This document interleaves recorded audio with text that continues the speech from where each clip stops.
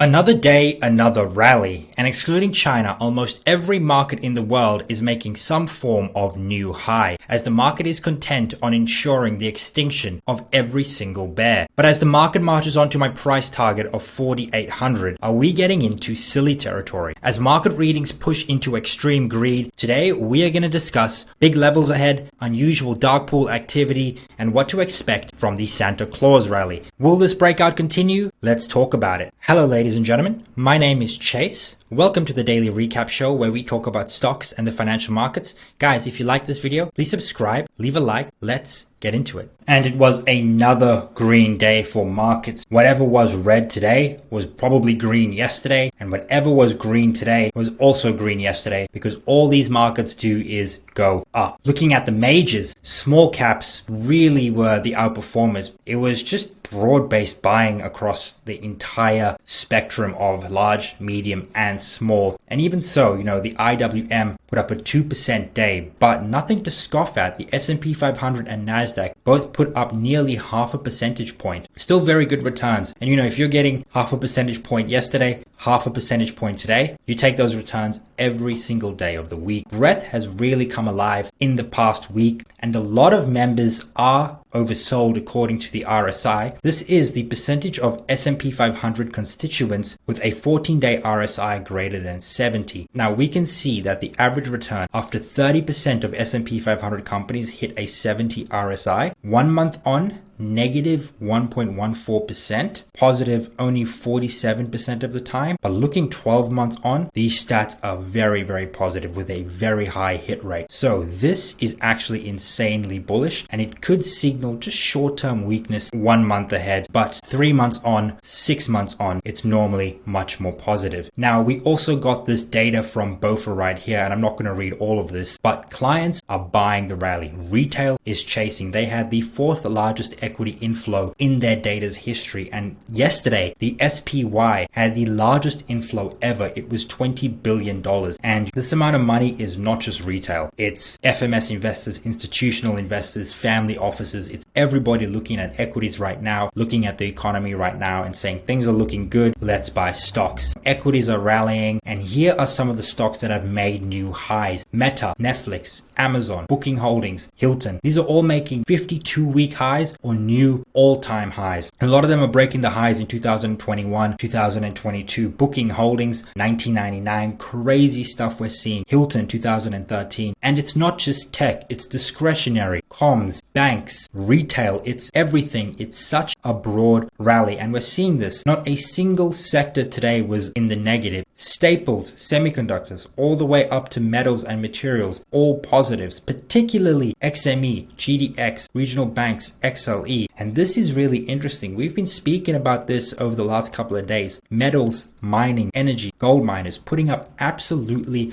incredible days. And this is sectors we actually do want to watch into 2024. I think I'm smelling something brewing, because commodity prices are back where they were in the 1990s. When they've gotten to this low, we've normally seen huge rallies, huge super cycles take place. We may see something like this in 2024, a commodity super cycle, especially inflation subsiding. So if you want to be in the know, just hit the subscribe button, follow me on Twitter, because this is something we're definitely going to follow in 2024. But totally switching lanes, I have some seasonal data for you guys. This is the Grinch barometer. All it is, the first 3 trading days before Christmas, this is Christmas right here, and the 3 trading days after Christmas, okay? 6 days in total. And pretty much, if the Grinch barometer is negative, the returns we can expect in January tend to be pretty good. So a negative Grinch produces a positive January 16 times out of 19, average return of 4.3%. But it gets even better, because the stats go to 18 wins, 1 loss, 1 year later, for an average return of 19.4%. This is where it gets crazier. The S&P 500 has had 12 double-digit down years since 1950. All of them except one here in 69 had a positive Grinch the year before. So very, very interesting stuff. Now this is something we're going to keep an eye on over the next 6 trading days, because this is statistically significant data. Now what will next year look like? Now this is data for re-election years 1956 to 2022, and you can really see that the first half of the year It's much ado about nothing. We normally stay flat and then we rally towards the end of the year. And it's looking like sort of this March to May period in here. We can expect some form of a dip, which will then rally all the way up. Imagine if we can catch the lows or near the lows right here. We're looking at generating substantial amounts of alpha over the S&P 500. Now we are moving into an election year with the most cash on the sidelines. $8.3 trillion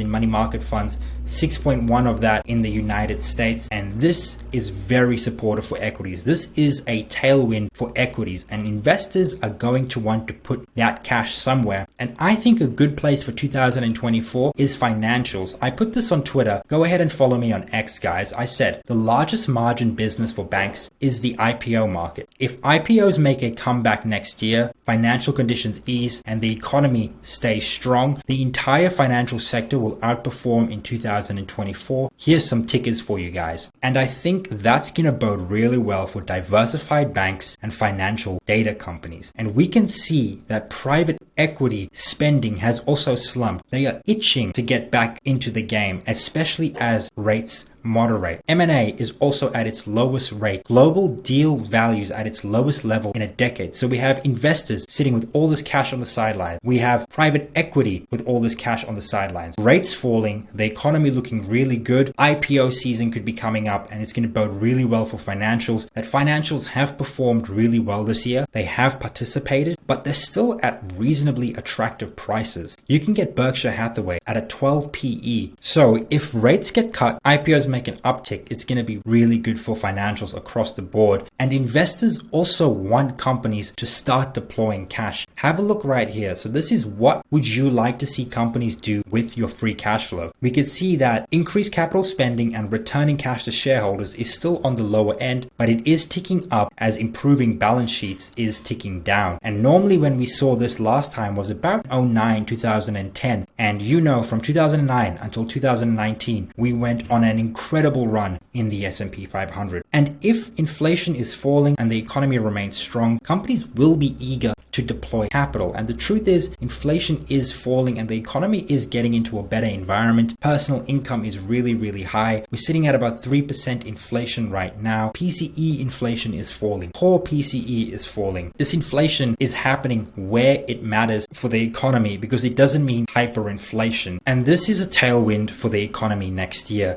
And we do know the Fed is also going to be cutting rates. And this is the S&P 500 returns after rates have peaked. Pretty much when inflation has been elevated versus when it hasn't been elevated. And right now, inflation is not elevated. Inflation is considered elevated above 4%. And we can now look at this, and this is the returns we can expect with rate cuts. Now, in a non-elevated inflationary environment, we're looking at 12-month returns, 21.8%, 3-month returns, 6%. But if inflation is to flare its head back up again, we could see very negative returns. So just something to be wary of there, guys. Let's talk about valuation. Yesterday, I posted this. I said the S&P 500 can easily trade a 20 PE. In fact, I think 20 is fair value. And I put my explanation right here because US TIPS is below 2%. This represents a 3% equity premium. And it's similar to the historical performance of stocks versus bonds. And a lot of you are in uproar, just making statements that 20 PE is not fair value. Well, how about you leave in the comments your research and your reasoning, because I'd love to know, because a bunch of you just made statements without backing anything up. So just leave something in the comments. Let me know. I'm keen to have an educated discussion about all of this. Now, my valuation, guys, is actually on the lower end. Look at these big name banks, right? This right here, 20.5. They're all at the 20.5 level, right? Only Morgan Stanley, JPM, and me, Chase, right? We're right here in this 20 bandwagon. It's not crazy to say the S&P 500 trading at a 20 PE is expensive. The index is made up of like 30% tech. Tech trades at a premium. And that's why the S&P 500 can trade at a 20 PE. Furthermore, rate cuts are expansionary for multiples. We are expecting about 130 basis points worth of cuts 2024. A lot of it's already priced into yields, but these are the expectations. The Fed just has to materialize these cuts whenever they decide to actually cut the fund rate. And when the Fed does cut rates, what do you want to be invested in? Well, it seems right here that 12 months on, you want to be in this section right here. And these four are utilities, real estate, materials, technology. 12 months on, they generally outperform the S&P 500 above 67% of the time. So what does average performance in the S&P 500 look like? Normally, it's just a slow grind higher. There is volatility along the way, but it's to be expected. And this is where we are right now. And we can just expect a slow bleed to 4,800 in the Santa Claus rally. This is the Santa Claus rally, and we are approaching the Santa Claus period. And pretty much what it is the last 5 days of December, 1, 2, 3, 4, 5, and the first 2 days of the new year. Trading days, by the way, guys. That is the Santa Claus rally. It's 7 days, and on average, since 1928, 95 observations, 1.66% return, 79% up years. Very, very positive. Now, there's 3 trading days before Christmas, the 20th, 21st, and 22nd. And here's the returns we can expect in those 3 days. Generally speaking, it is pretty positive, especially for small caps. So we got the Russell 2000, Nasdaq, S&P 500. So what can we expect tomorrow? It looks like another up day according to these stats. Every single index is up except Nasdaq. It's barely up, but the hit rates aren't that great except for small caps, which is 71.4%. And we'll look at the other 2 days tomorrow, but the stats are there if you guys want to have a look. Now, looking at gamma, guys, and the core gamma resistance strike right here is still at the 4,800 level, and we're slowly and surely making our way up. As I have told you guys, I said pretty much at the 4,700 strike, we're going to 4,800, and it's going to be a slow climb in getting there. And this is pretty much what I put on Twitter last Friday. I said, expect upward price discovery as we slowly make our way to 4,800 by this date. If this time VIX bids up above 13, we can trade our way to 4,800. We can then look for a blow off top brought to you by a VIX crush. This was the price at the time. We are now like 40 or 50 points higher. Let's hop on the chart and I'll show you what this looks like. Now in the SPX, all we're really doing is just moving ever so slightly higher.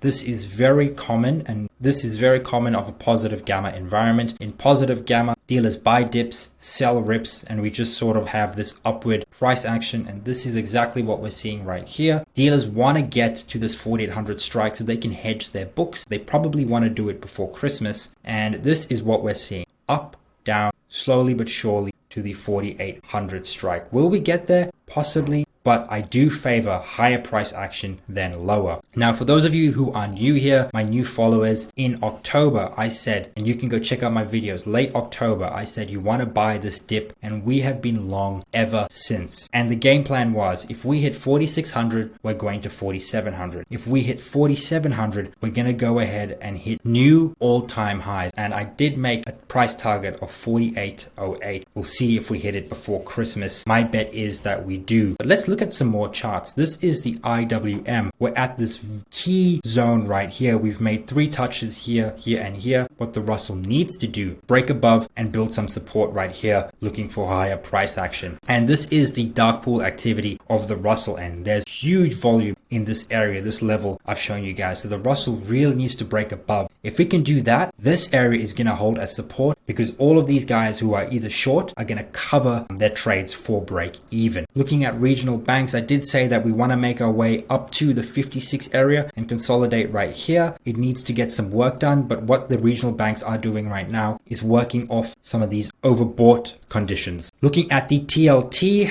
this is the 200 moving average, and we've broken above it. And again, same thing. And this is a common theme. We want to see consolidation in this area and further move higher. We could just go higher, but it's going to be really healthy and constructive if we can just get consolidation and then a move higher. Now, my price target right now for TLT is 109. Then we can look at higher prices, but 109 is a key resistance zone, and breaking above the 200 moving average is extremely bullish for TLT. However, it could look slightly overbought in the near term. Now, semiconductors, this cup and handle situation right here, incredibly bullish, broken above, and we're probably going to go and target 234 in 2024 very, very quickly, by the way. QQQ, very much the same thing, although it hasn't broken out. I expect the Qs to do the exact same thing like semiconductors, break out from here. If we do consolidate first and then break out, that's going to be really constructive for the Qs. Either way, bullish for both those instruments in 2024. Looking at XME metals, I thought we'd look at this. Bouncing off the 200 moving day right here, broken this trend line, use it as support, look for higher price action in 2024. The Australia 200 index, very much the same thing. It's heavy on financials and materials. Broken above this trend line here. This has been a very, very strong line. It's broken above. Again, it needs to consolidate and move higher. That's what we want to see right now in these indices, because they are at all-time highs and we need to get higher price discovery because we've never really been at the levels we've been. S&P 500 equal weight, very, very similar situation. We are mildly overbought in the near term, but we just want to see consolidation above this 153 level and then higher price action. And I'm very bullish on the equal weight in 2024. I think it's going to outperform the market cap weighted. And one thing I just wanted to say is that most of these markets look like a breakout. They're at key levels of resistance or trend lines, and we're sort of just bouncing up above it. Once we do this consolidation, there could be a breakout in stocks in global markets across the world in 2024. Be prepared, stay invested, dollar cost average, and sit through the volatility, guys. Data ahead, guys. The only thing we have to be concerned about is PCE, the Fed's preferred gauge of inflation. That's coming on the 22nd. On the 21st, we also have GDP data. And then tomorrow we have consumer confidence and existing home sales. And I do believe that building permits came in above expectation. And that's why we saw home builders do really, really well today. But if you've made it up until here, thank you so much, guys. If you like this video, please subscribe, leave a like, a comment, hit the notification bell. Cheers.